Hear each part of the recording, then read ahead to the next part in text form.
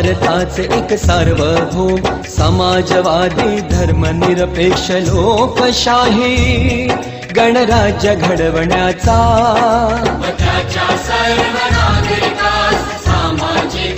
आर्थिक व राजनैतिक न्याय विचार अभिव्यक्ती विश्वास श्रद्धा व उपासना यांचे स्वातंत्र्य दर्जाची व संधीची समानता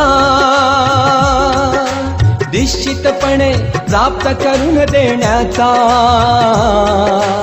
आणि त्या सर्वांमध्ये व्यक्तीची प्रतिष्ठा व राष्ट्राची एकता आणि एकात्मता यांचे आश्वासन देणारी बंधुता प्रवर्धित करण्याचा संकल्पपूर्वक निर्धार करून आमच्या संविधान सभेत आज दिनांक 26 नोव्हेंबर 1949 रोजी